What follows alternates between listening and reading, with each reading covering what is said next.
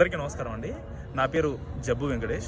మనం అమ్మ గర్భంలో 9 నెలల నుండి భూమి మీదకి రావడం జరిగింది. అలాంటిది ట్రాఫిక్ సిగ్నల్ దగ్గర ఒక 60 సెకండ్స్ 120 సెకండ్స్ని ఎదురు చూడక ఎంతోమంది ప్రాణాలని తీసుకుంటున్నాం. మన చేతిలో మనం తీసుకుంటున్నాం. మన దేశంలో 3 నిమిషాలకు ఒక్కరు, గంటకు 20 మంది, సంవత్సరానికి 1,80,000 మంది కేవలం ట్రాఫిక్ రూల్స్ పాటించకపోవడం ద్వారా చనిపోతున్నారు.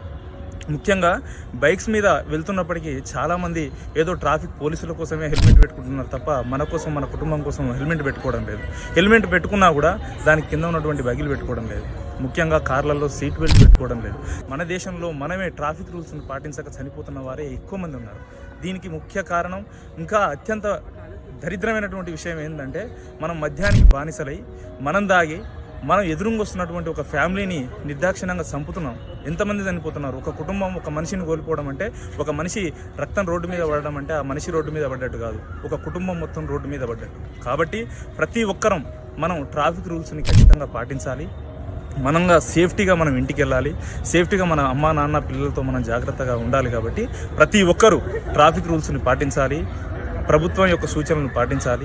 మరి ఈ యొక్క సూచనలు ప్రతి ఒక్కరికి చేరువ కావాలని, ప్రతి గడపకు చేరాలని సర్వేజన ఫౌండేషన్ వారు తమ భుజస్కంధాలపై వేసుకొని ప్రపంచం మొత్తానికి, దేశం మొత్తానికి, రాష్ట్రం మొత్తానికి, జిల్లాలకు, ప్రతి గ్రామానికి చేరడం కోసం వాళ్ళు చేస్తున్నటువంటి ప్రయత్నానికి ప్రతి ఒక్కరం సెల్యూట్ చేస్తూ వాళ్ళకు సపోర్ట్గా నిలవాలి. వాళ్ళు చేస్తున్నటువంటి ప్రయత్నంలో మనము భాగం కావాలి. మనం అమ్మ నాన్న భార్య పిల్లలకి క్షేమంగా ఇంటికి వెళ్ళాలి.